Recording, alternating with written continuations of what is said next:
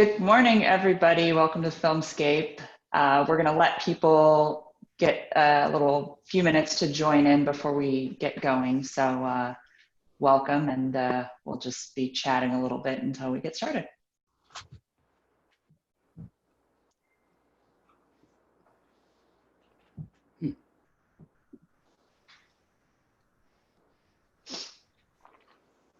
That's some of the stuff you're shooting film, right, Nicole? So. Yeah, we were shooting 16. We're not gonna shoot any more 16 in Honduras. That was crazy. It was mostly crazy getting it out of the country, and actually the TSA almost ruined it. Oh so, no. Yeah. So we're not gonna do that again. But the old "what's in this" kind of thing. Yeah, and they're like little, they're like the little 100-foot loads, and so they wanted to open one, and we're like, no. So we ended up having, it was either open one or put everything through X-ray and put it into the hold of and so we're like, all right, so we went into a dark closet with a bunch of TSA agents. Here, just feel this. Yeah. So that's awesome. But we'll probably shoot 16 here when we can. Yeah. Because we're doing all this backstory stuff, because she's 93, so we've got lots of interesting stories. Cool. Well, I have a couple 16 mil cameras if you need. Let me know. Oh, that'd be awesome. Yeah, because Lisa keeps getting us in trouble by trying to bring like 3 cameras onto planes.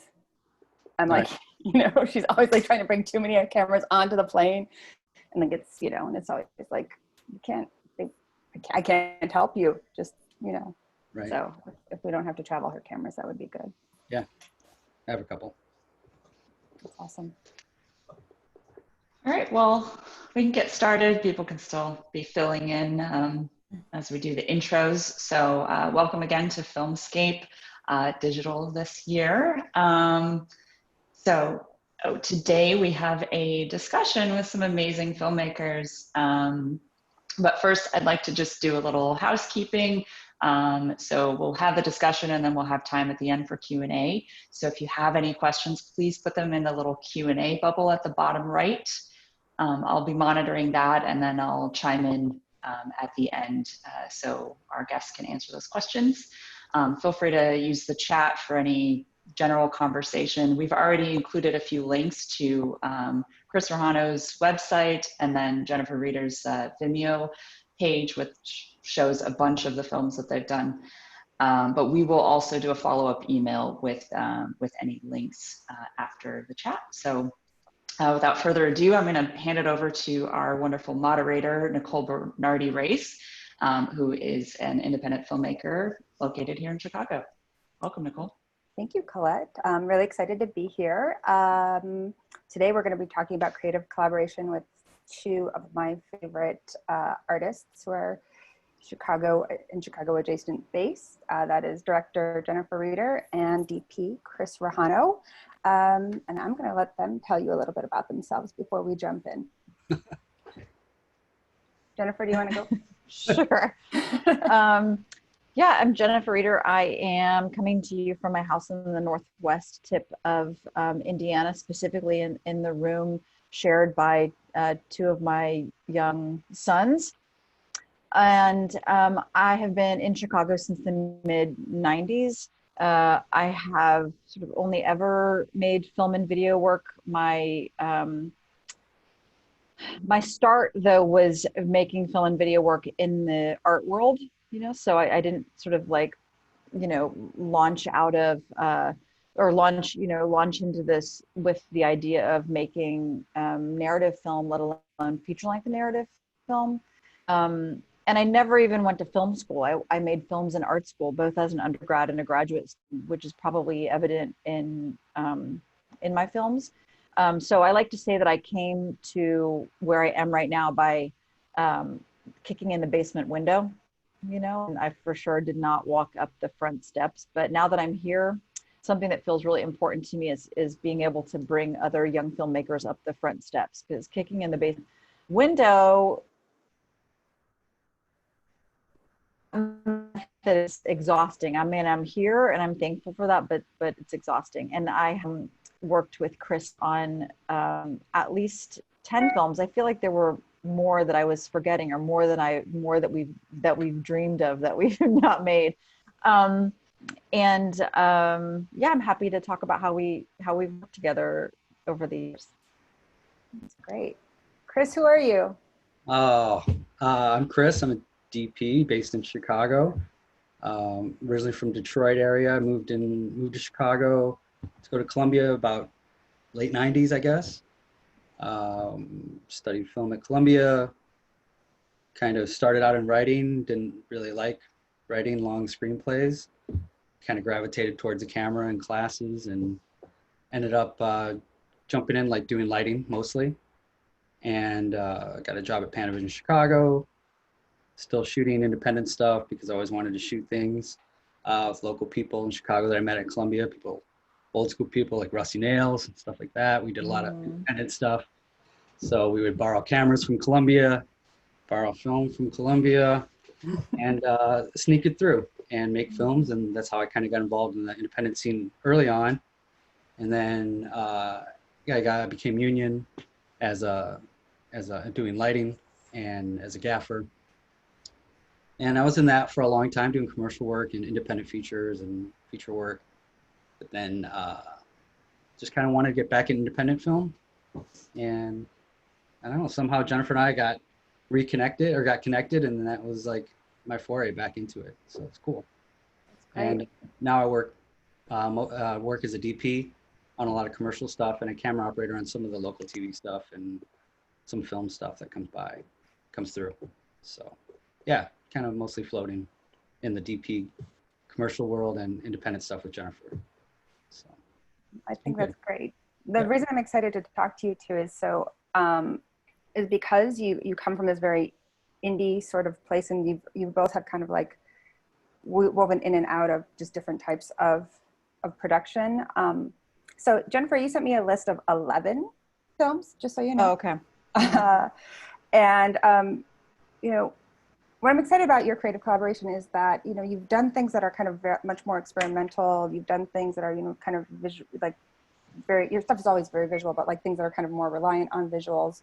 And then you've done kind of more, I guess, kind of traditional expected narratives. So it seems to me that really speaks to like a deep creative collaboration. So maybe if we could just talk a little bit about how, I know how you two met through a mutual friend, but kind of what was that experience like? What did you recognize in each other, or what did you discover in working together? Yeah, that question makes sense.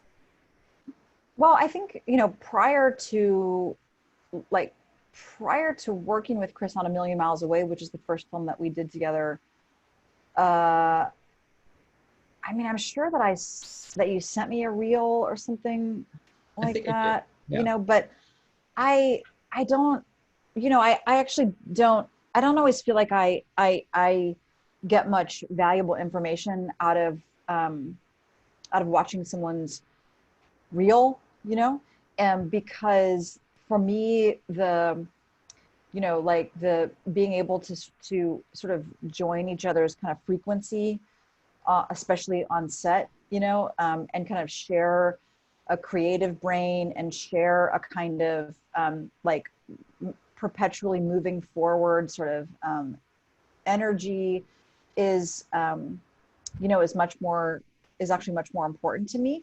And so really it was this vouching of our mutual friend, John Marinucci, who I had known for a long time. But then we were joined because he was doing both of our hair, you know, but I knew John before he was doing hair. And I think John was the one who was just like, you guys should make a film together. Come on, you know? And so there was something about just like the vouching of this very particular friend who also is very particular about who he's friends with and who he would sort of like hook up, that I was like, sounds like a good guy. And then we met and kind of talked through the project, and it felt like it was a good, you know, that I felt like, okay, well, let's try this out. Let's make one film together and see what happens. You know, that we had time on in that film, obviously was really successful. And I'm very Midwestern in the sense that I'm a real kind of creature of habit, you know, and when I find people that I work well with, I just stick with that. Or when I find something, you know, when I find a pair of shoes that I like, I buy like 4 pairs of those shoes. You know, I mean, for maybe as adventurous as my films look, I'm actually I'm very stubborn in another sense.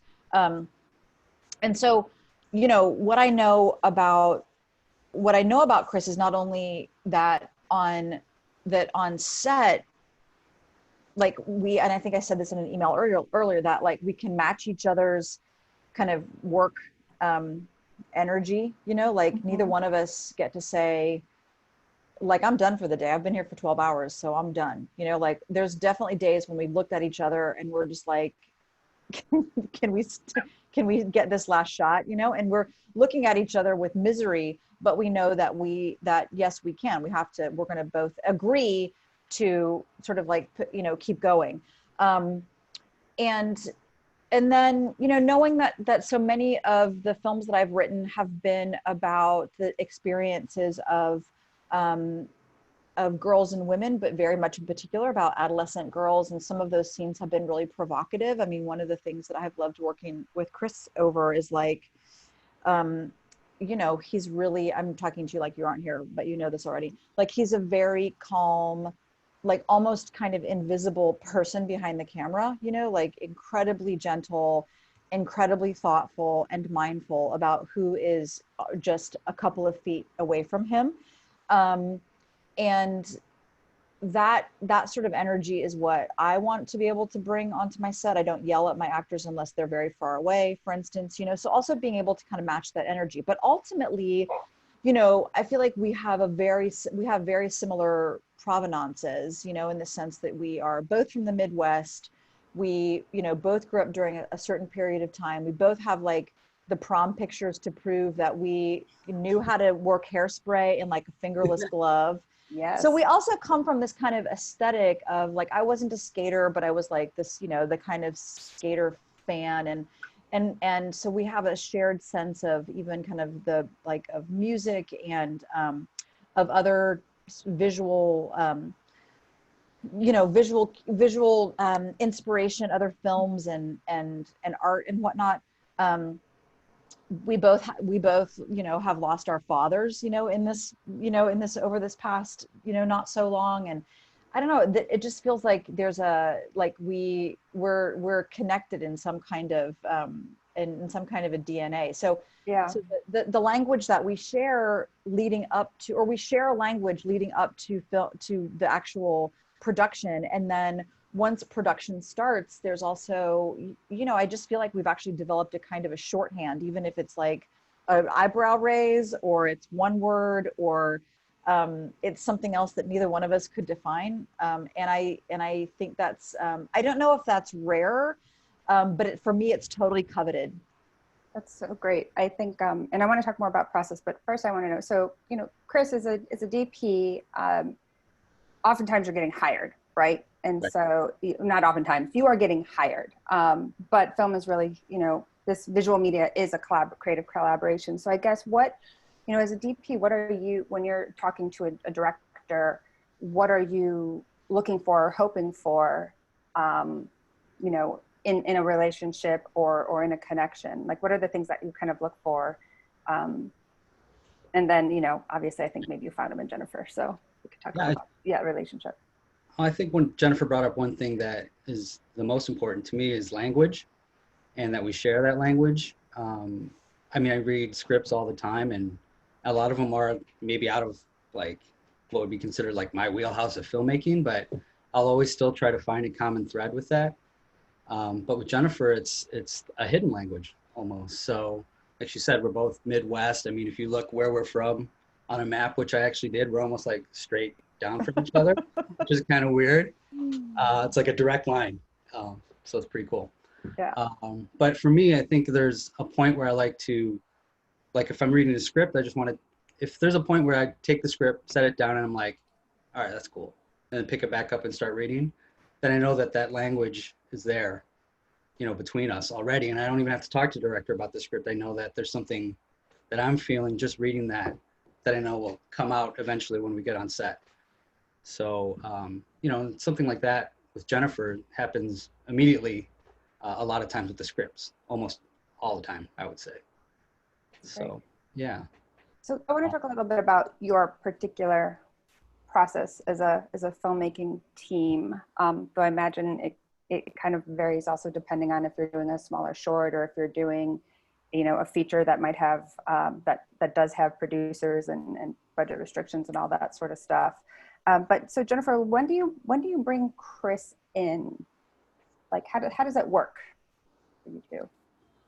I feel like I've always brought you in like as early as possible, you know. I mean, not when the office, and I think almost always with everything that we've done together, even before casting, you know, because Chris, you've been part of that casting process for a handful of the the short films. You were part of the casting process, and and then even with with Signature Move is a little bit different, you know, because that was, you know, Fozzie was already attached as both an actor and the producer. And, you know, even though Brian and Jan of New City Films, you know, Chris has shot all of the films that they've produced so far, and I've directed 2 of them. You know, that was a little bit when they brought me on as the director, I was like, okay, I'll do it, but you know, Chris has to shoot it. And, you know, they did that thing which good director or good producers do, which is like, well, hold on, let's just, you know, look around. And I was like, it's actually a small city at the end of the day, you know, like if I say I'm going to direct this, then, and I say, this is who I want to shoot it, then that feels like a no brainer. And they just had to kind of be, you know, seem tough, you know, and then of course, like, you know, Chris came on, but I think that you also came on before the rest of I don't think that you were directly part of that casting, but you came on before anybody else was, you know, any of the other behind the camera crew was attached. So, because what starts to happen is that, you know, Chris and I will talk through the script, and maybe Knives and Skin is the best example, you know, because that was obviously the most ambitious thing that we had done. But we also, you know, were able to do things, you know, Chris had like a proper camera department and a proper gaffer. I mean, literally so many of the short films that we have done together, you know, like I was directing, but I was also I was my own first AD, and I was the script supervisor.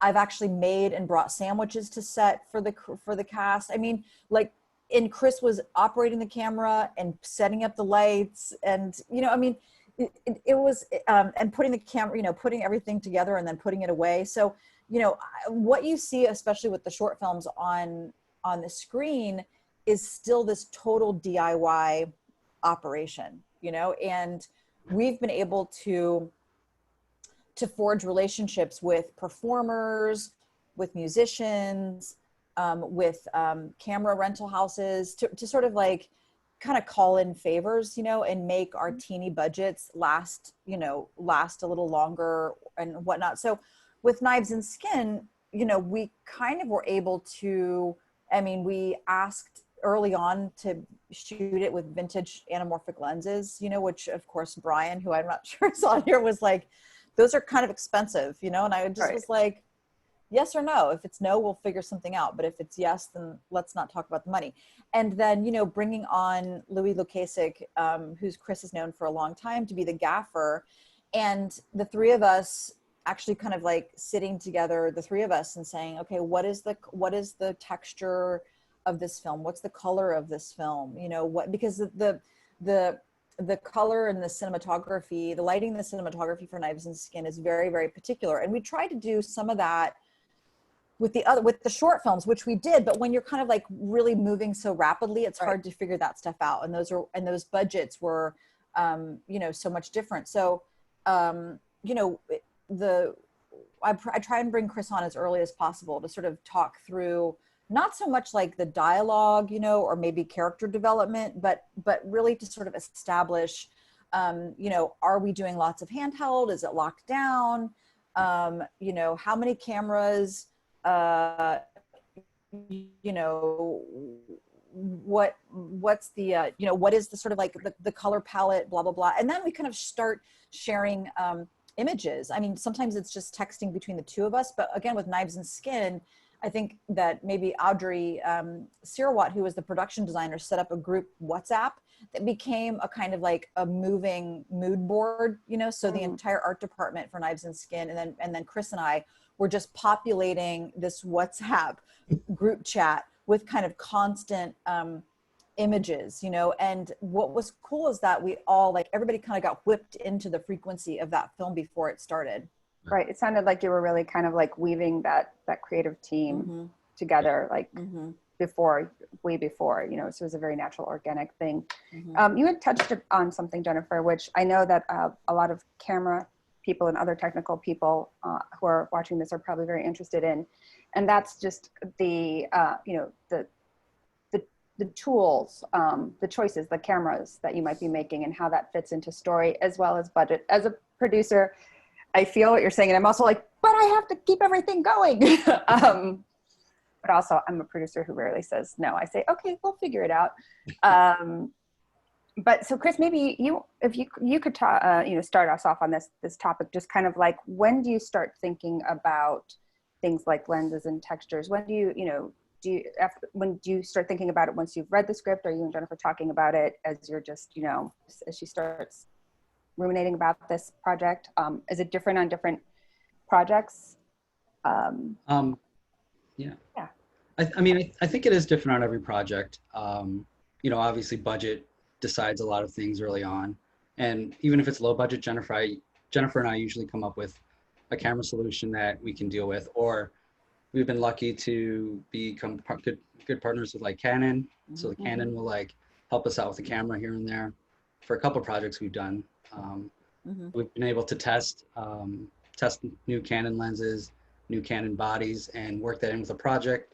Canon will use that as like, you know, a flagship piece. They're like, look at this Joan of Arc music video that, you know, Jennifer directed, and Chris shot on our. All love to Elizabeth Pratt, who's here, sure. actually here, based here in Chicago, who, you know, we've been able to call in to use Canon gear, which has been just utterly remarkable.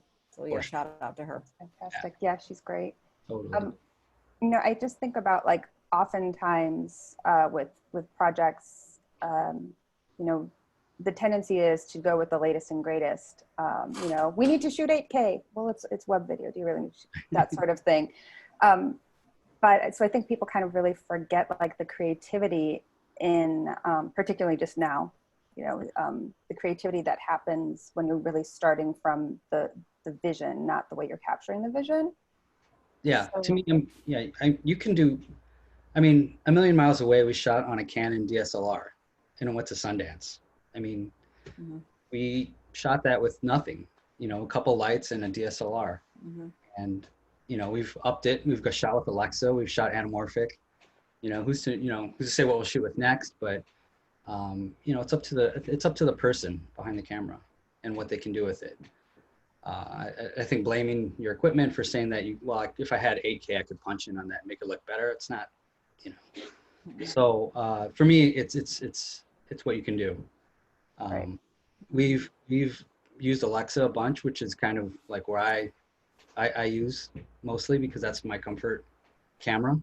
I'm never any surprises, and I'll test lenses ahead of time just to know, you know, what we want to do different. Like we wanted a different look for Knives and Skin than we had for Signature Move, and definitely drastic looks. But there's still elements visually that are similar color-wise and that kind of thing. But you know, I think it's all about the project and which tools you need specifically for it, especially when it comes to lenses. In which world, like, I think it's so great that you two, you know, if you juxtapose like Signature Move and Knives and Skin, it's like they're different types of films, but they're also different worlds. Like, you're using your storytelling and your actual physical lens to delve into completely different things, and you see it, you know, in the film. So yeah, have you guys ever disagreed about using something? That's a good question. Or how do you handle when you disagree about things? What do we do? I can't remember when there was even tension Right. You know, I mean, I think and at first, I'm including the week that we spent in Warsaw doing color in December. that was tense. We went to Warsaw, Poland to do the color correction In for November. Knives and Skin. It was in December. It was the beginning of December. I mean, same thing, bleak. It was bleak. I almost posted that picture of us like covered in like fur, wearing fur in Poland. Staying in the same hotel room that hadn't changed since the Cold War. You know, but no, I can't remember even like a tension that was caused by the two of us, you know, or that was something that the two of us had done. I mean, certainly there has been, you know, there's been tension on a set, you know, there's like, I mean, you know,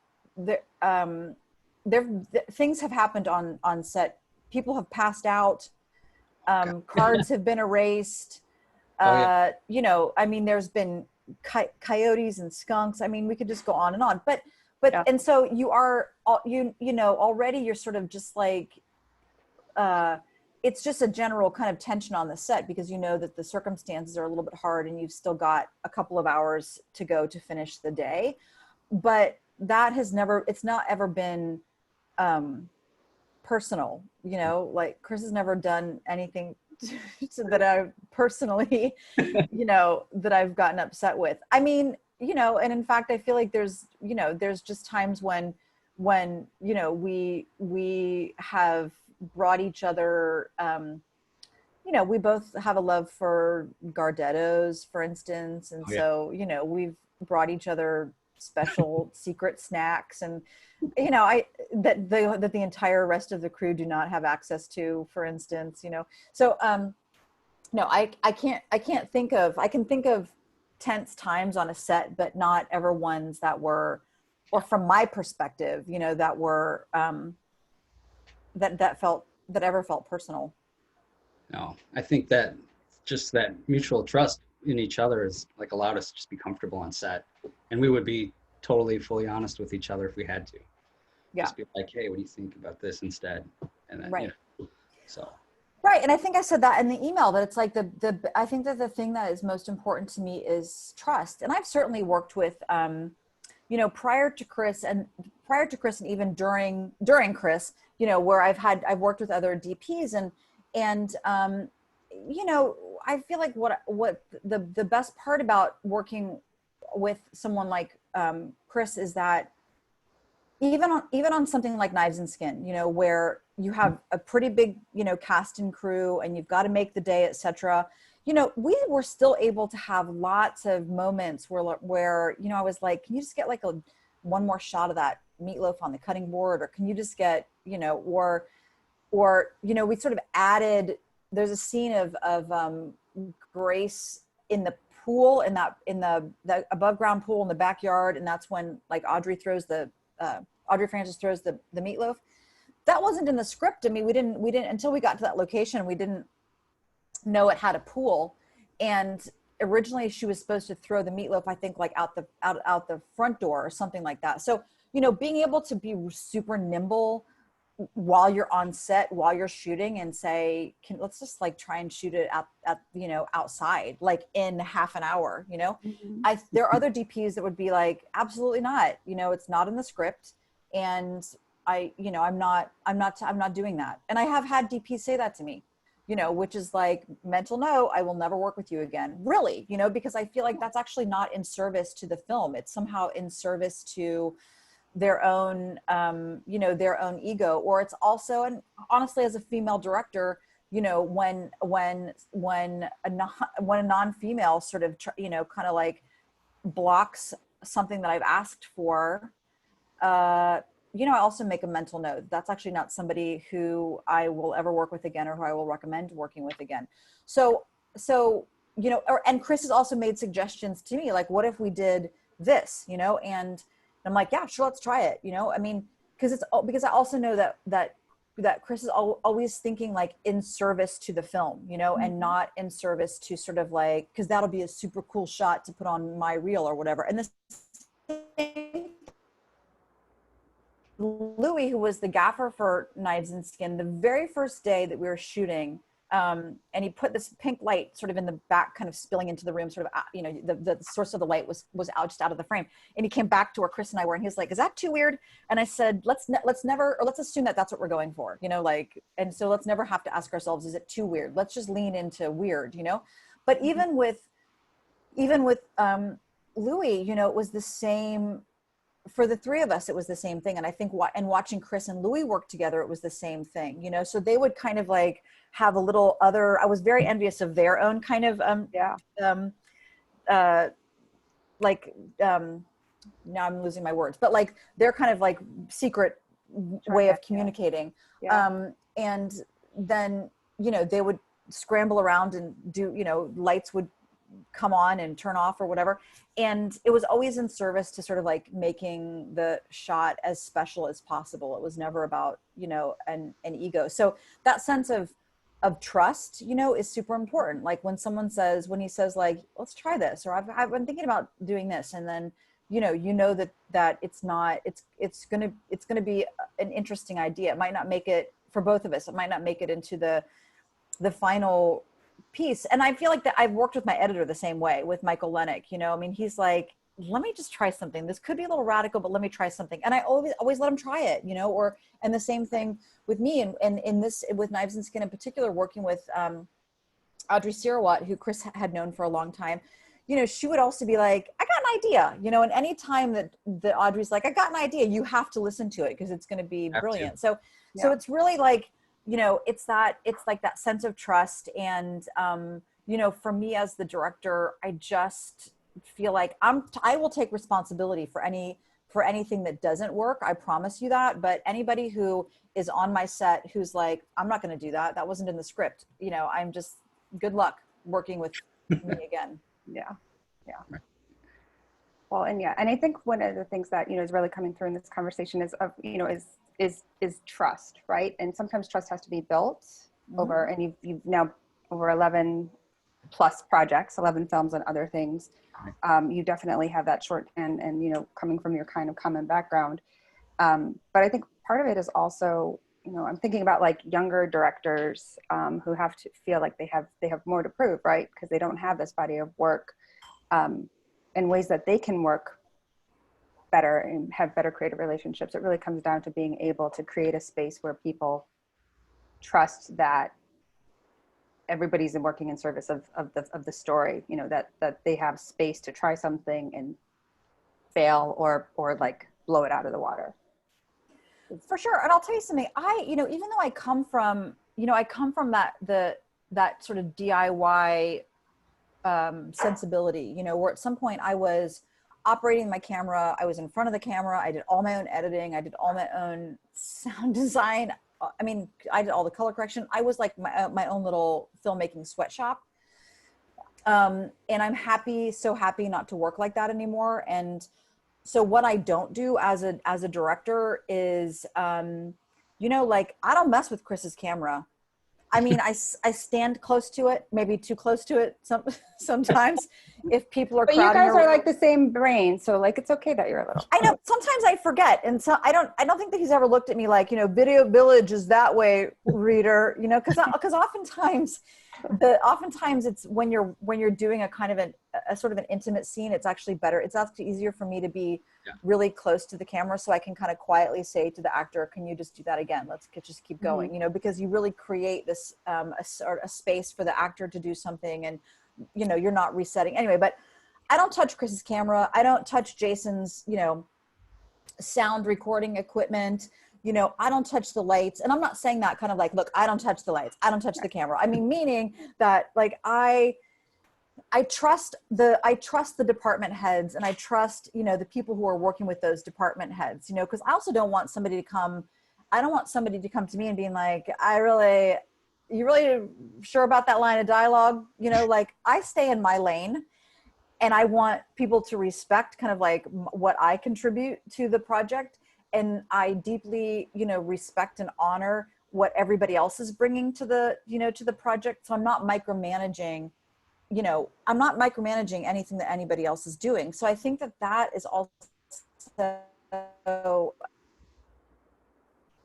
then people have to also kind of like trust themselves. I mean, in a way, it's kind of it's sort of like more responsibility on those department heads to sort of like bring their A game, because I just don't have the time or energy to kind of like micromanage all of that stuff. I mean, having said that, it's not to say that I still have the final say over things. I mean, I have been known to kind of take on some prop making, when I'm sort of not happy with the prop making, but I also find prop making and prop wrangling really soothing. So if there's any area that I've kind of infiltrated, it's been, some of the art direction, because I also, it's like, I'm very particular kind of about that. But at the end of the day, for all the films, if I've, I have had the final say, on costumes and makeup and, and all of that kind of stuff, but or sort of like every aspect of that.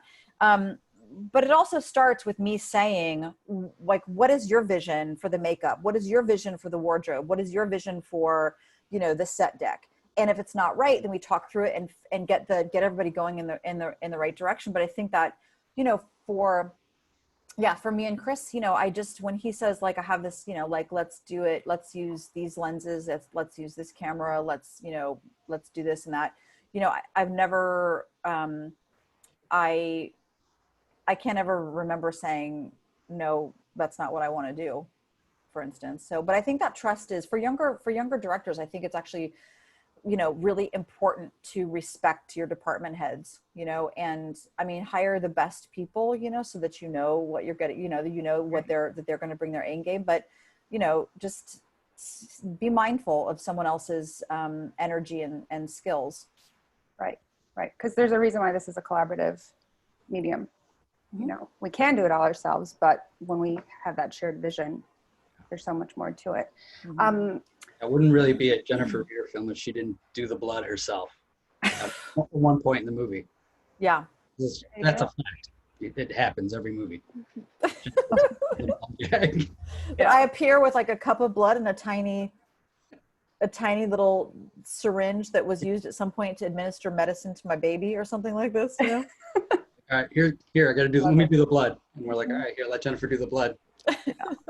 So I have one more question and then I want to open it up. And that is, this would be, it's weird to have a conversation about like creative partnerships and collaboration and like, essentially like artistic closeness when we're also physically far away. And we were talking kind of about what we were working on and how that's been going. But what do you, when the world is not like this, because who knows how it's going to be, but what do you two want to do together that you haven't? Do you know, like, is there like, we want to do a 70mm film horror musical or like, what is that joint mind of that you two have kind of made?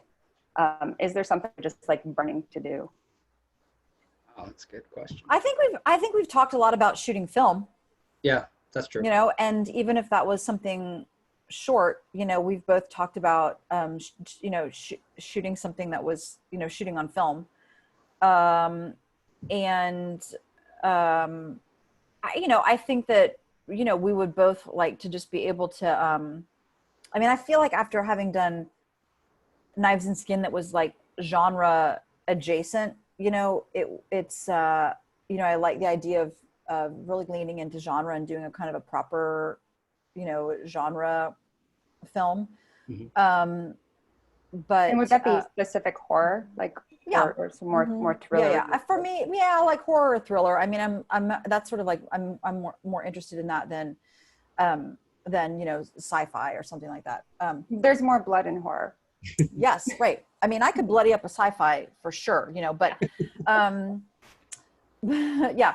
And I think it could be cool. I mean, probably would be very cool for us to do a kind of a proper period film, not a menstruation film, but, something that was set in the 80s or the 90s, because I just feel like we're always trying to inject that aesthetic into films that take place in present day. So I think it could be, it could be fun to make a film that was like really where we got to sort of indulge in our love of vintage, 80s, 90s, everything.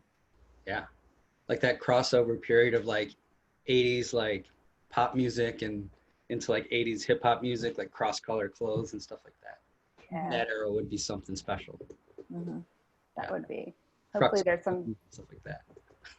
Hopefully there's some financiers who are really into that period on this Must right be. now, because you can get in on the ground floor, people, right now. I'm excited for that project. All right, so if people haven't had a chance to see Knives and Skin, it's on Hulu, right? Yep. And then Signature Move is still on Amazon.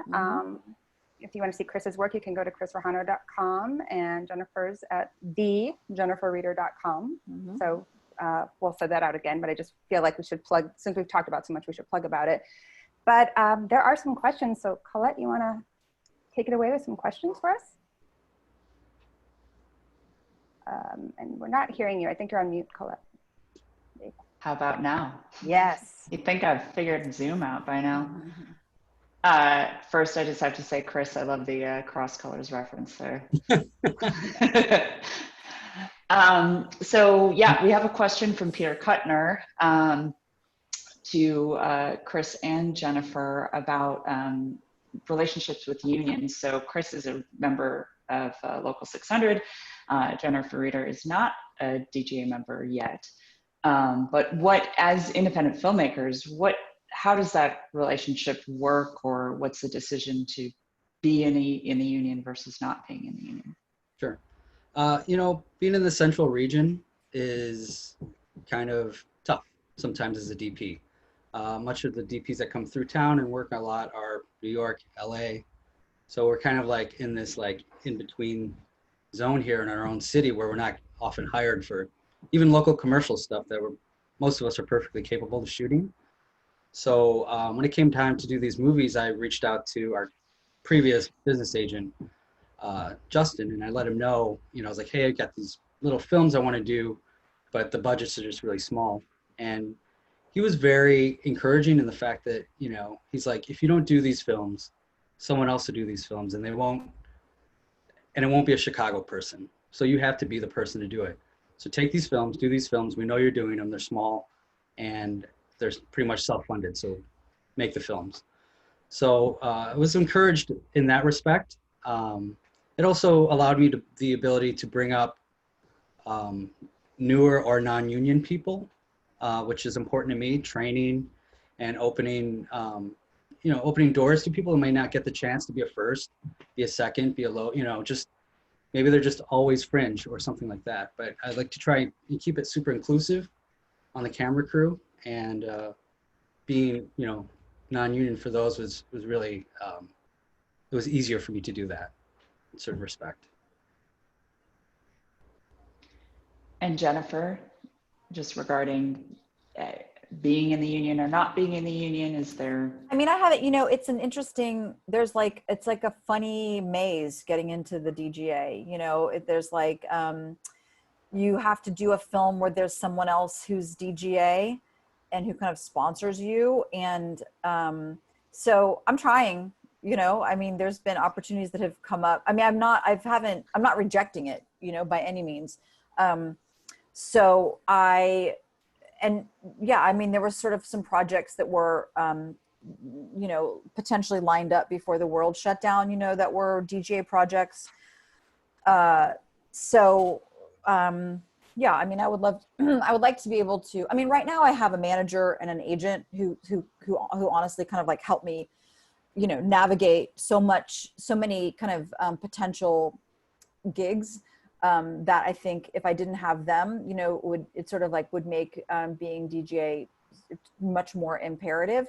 So it'll happen, you know. I think when sort of like the world opens back up again, there'll you know, I'll just get myself on one of those projects, or it'll be a union project that then I'll be, you know, mandated to join, which will be fine. So then I'll answer that question. Okay. I'm just going to read this next question. Sometimes, you know, you can do more in terms of look, performance, shot design, etc., but you have to forego your usual process because of production limitations. How do you deal with the lingering disappointment of having to compromise process and look creation due to production pace, budget, crew size, etc.? Like drink wine at home after. No, that's like, I think that for Chris and I, I feel like we sort of understand the limitations going into production, and that's something that we take into consideration. I mean, it's not to say that there haven't been days, there were days on Knives and Skin where we were like, we're not going to get to that shot. So, like you talk to the production manager or the first AD and you're like, we didn't get that shot. You got to figure out where we're going to put it. Help us figure out where we're going to put it. You don't just jettison it,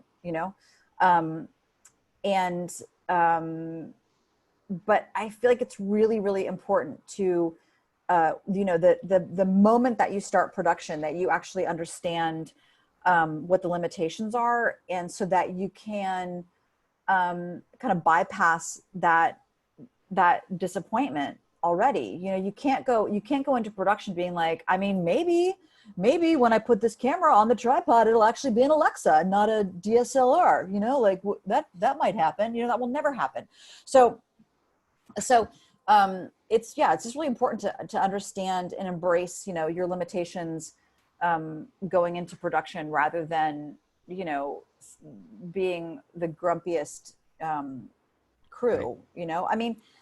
Even when somebody passed out on set, which was like pretty disappointing, because that was the last day of a short film shoot.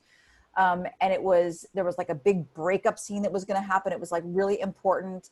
And this person was totally fine.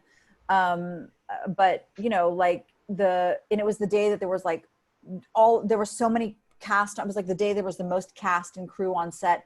And so I rode in the ambulance with this young person and just kept texting everybody, like, don't let anybody leave set.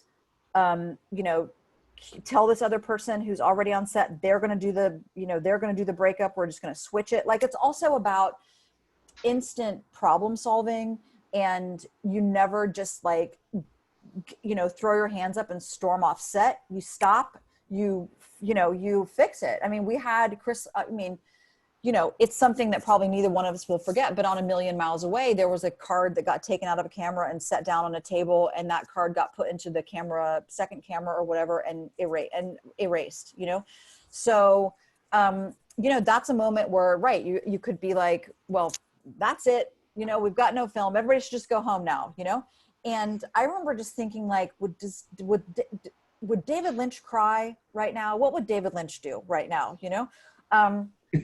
And a t-shirt.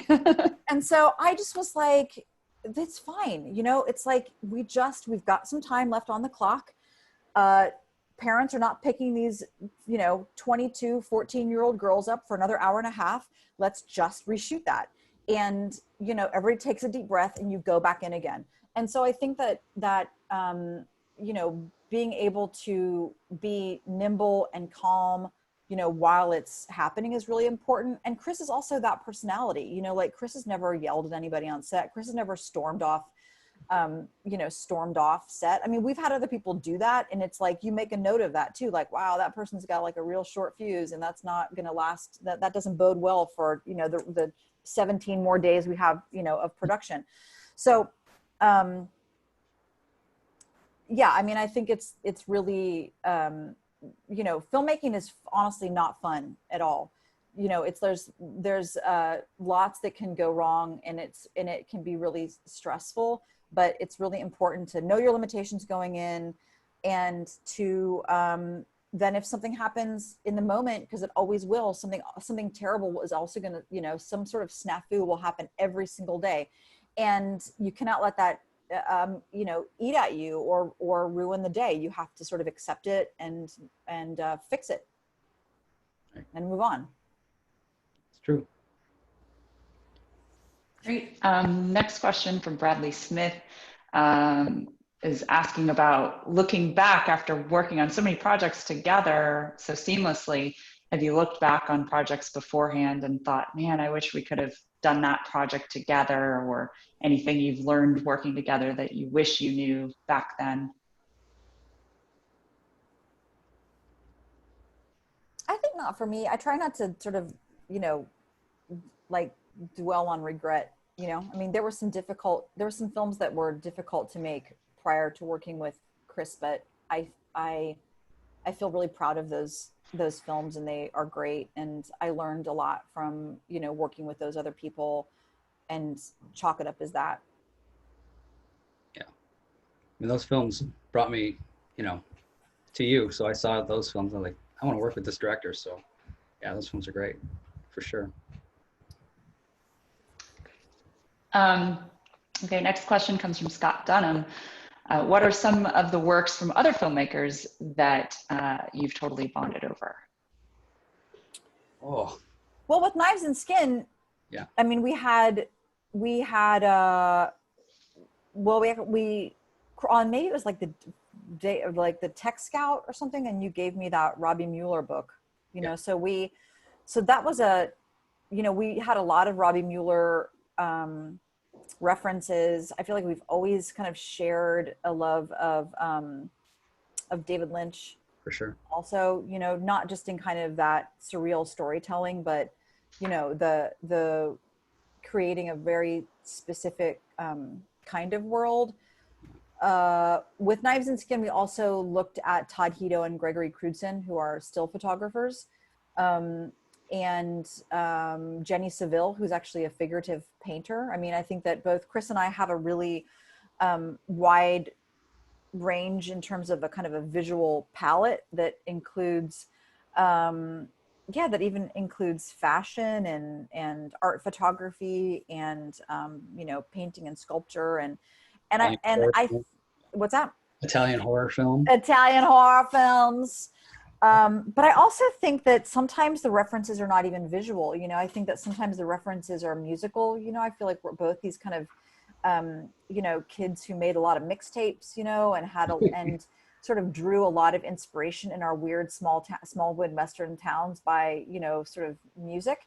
So I think that, you know, having a sort of a shared love of a certain kind of music, or just music in general, I think that we've actually been able to think about a film through music. And even though there's a lot of musical elements in the films that we've made together, it's not that, you know, it's not like this would be a good song to include in this. It's like, this song feels like it sort of is in the same world as the film that we're making.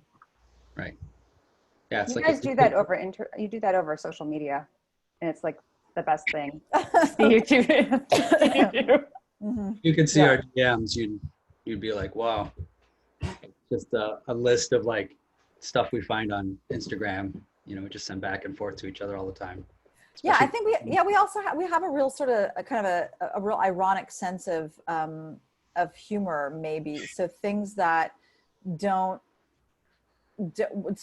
register for everybody, which is probably just as well, you know, will kind of register for the two of us and like crack us up like dinglings, you know. So I don't know, I feel, and you can't predict that, and sometimes you can't even sort of know what that is, but I always feel like when I come across something, I'm like, oh, this is, Chris will think this is really funny, you know, and vice versa. For sure. Speaking of musical influences, I'm going to jump over a few questions and get back to them, but John Otterbarker has a great question about, for Jennifer, have you ever started with a song or playlist before writing as inspiration? I mean, I've definitely started with a song, like heard a song has come up, and I'm just like, ooh, this would be good in the film, or this would be a good, you know, moment in a film, and then kind of built a scene around it, and then oftentimes that original song gets jettisoned and there's even no musical element in that scene at all, or it's a different song, you know. So I it's not so much a playlist, but maybe like a specific song, for sure. One aspect of the filmmaking process that we haven't talked about is distribution. So can you touch on the challenges of distribution? I know it's incredibly difficult. You can make the film, but now you've got to get it out there. So any information on that, challenges? Well, I mean, with the short films, you know, it's like they live in the film festival world, you know, I mean, at least in the US, you know. So I and I've had a ton of success with my short films outside of the US, you know, not just through other festivals, but through broadcast and even some theatrical releases of short films overseas.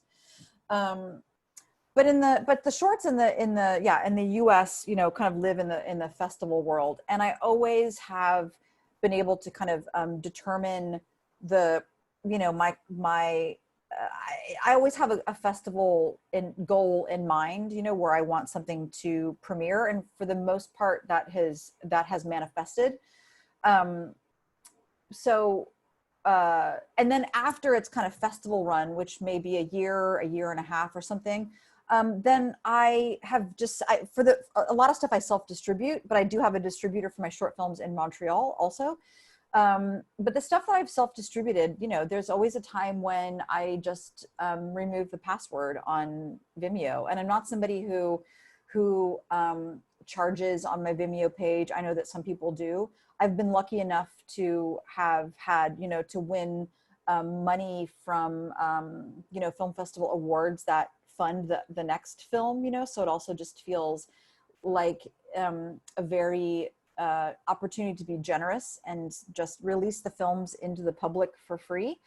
You know, with Signature Move and you know, with Knives and Skin, that was a totally different, you know, animal. And, you know, the producers of those films were really in charge of trying to figure out, you know, the distribution. And so we got, for Knives and Skin, we got a distribution deal from Amazon that was actually through South by Southwest, which is where Signature Move World premiered. And then with Knives and Skin, that was, you know, that was a little different. I mean, there were definitely distributors who were interested, and it was kind of the wrong amount of money, or it was the wrong sort of package, etc. And for me, I also, in my brain, my goal was IFC or IFC Midnight, which is exactly where it landed. You know, I just thought, like, I love their roster. I love those people. That would be a really good home for it. And, you know, I'm not a religious or even praying person. I don't know what to call it, you know, but I just had a lot of mental energy focused on IFC. And, so I'm not saying that's how it happened. You know, I think it was a lot of work behind the scenes with Brian and Jan of New City Films, and then, you know, the people of IFC also really liking this, and then other deals falling through. But that's you know, that's not something that is my gift. You know, I mean, that's not, that aspect of it is not my gift, nor is fundraising, you know. So that's another thing too. It's like, if you know, in terms of a kind of like stay in your lane as the writer and the director, I know how to distribute my short films, and I will continue to do it that way. But, you know, with the feature length film, you know, it's important to you know, to pull people onto the team who understand sales, you know, film sales, and who understand PR, and who understand distribution. I mean, those are a whole nother, you know, skill set. It's not to say that you can't do it on your own, but, you know, it's really hard to kind of land an Amazon, in my opinion, an Amazon or a Hulu or whatever, just sort of like doing it on your own, or even just kind of willing it to happen like I did. That is for sure. Me thinking about IFC is not how Knives and Skin got to IFC. I can guarantee you that. I'm glad it landed in the right spot. Mm-hmm. Me too. Another question from Anonymous. Ooh, Anonymous. What is your collaboration process like in terms of shot composition and shot list? How much storyboarding do you guys do? I think we don't do any storyboarding, really. I think it's very organic. A lot of it's based on our location, and Jennifer will just work with the actors, and I'll just kind of lurk in the back and kind of like look for the best way to cover that with a, you know, something that's, you know, dynamic shot wise. And then Jennifer and I will just kind of like break off for a second and just kind of discuss it. You know, what part of the scene is important, what part is not important, what, you know, how much of this emotion do we want to see in the wide shot versus the tight shot, what kind of stuff. And then, or if there is a tight shot, if we just carry it all in the wide. So I think a lot of it is really organic. We do it on the day. On a scout, we may decide like directions and stuff like that of a room that we're shooting at, which kind of backfired on me on one thing on Knives and Skin, because I was like, oh, look at that. shed out there with this light on. It's going to look great at night because it's in Carolyn's room way out in the back. And we get there, we get the schedule and like, oh, we're doing day for night or night for day or whatever. So I was like, we just ended up blacking out windows and didn't see anything. And I was like, but it looked great. It looked great for the shot, but ideally it was going to be like this kind of really deep vista, kind of like a Lost Highway kind of vibe happening on in the background. But so yeah, I think we work better in that capacity where we just kind of talk it out on the set with the actors.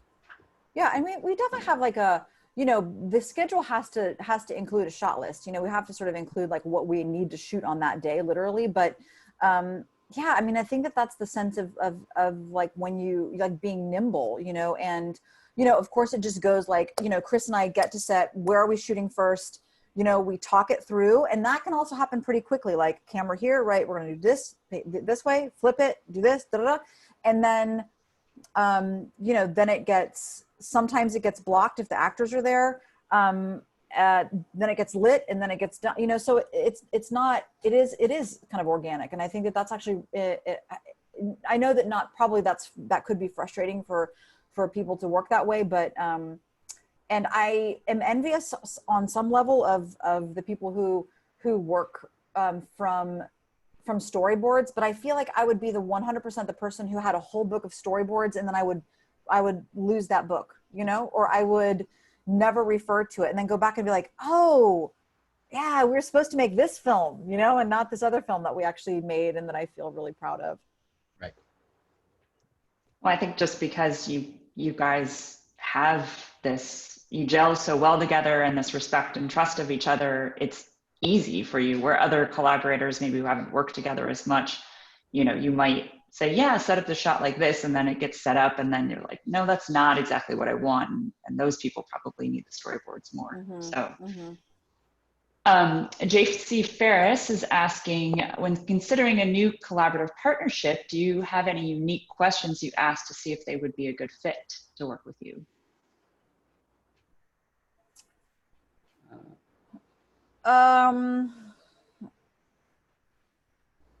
That's a good question. I guess I don't know that I ask specific questions. And there's been a couple projects that I've done in the past couple of years, small commissioned projects that I've shot, for instance, in LA, you know, where it just wasn't possible for, you know, for Chris to shoot it. And but just talking to somebody on the phone, you know, and I don't know, like literally like kind of listening to their tone or asking them kind of general questions about their life rather than how they might shoot the film, you know, feels a little more important to me. But again, it's why I'm a real, you know, creature of habit, because I actually don't necessarily like to, I'm not going to say like I don't like to meet new people, because that's true, but at the same time, you know, it can be a lot of energy, you know, also kind of like letting somebody know who you are also. And I would rather just work with people that I know already, or get to know somebody kind of outside of that production situation, and then have them, like Eve Cohen, who's an amazing DP in LA. She was the DP on a friend's film, and I was on set for a bunch of days on that film. And so I got to know her, you know, as a kind of observer, and then we remained friends. And then I got this opportunity to test out a Canon camera in LA. And, you know, I was like, I'm going to work with Eve. That would be great. But I already knew that, you know, even I had already spent a bunch of sort of just regular social time together. And I knew that she was a super accomplished DP, and that, so I just knew that we would have a good time on, you know, on set together. And then sometimes, you know, I shot this short film for Hulu that was part of their Huluween, about almost a year ago, actually, in September. And I didn't necessarily have a choice of who the DP was going to be, because the production company kind of put these teams together. And I was honestly just kind of terrified about working with a DP that I hadn't known before at all. And we had very, very little time to prep and to shoot.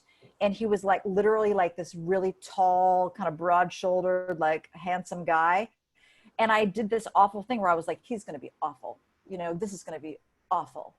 And he was lovely. He was totally a lovely human.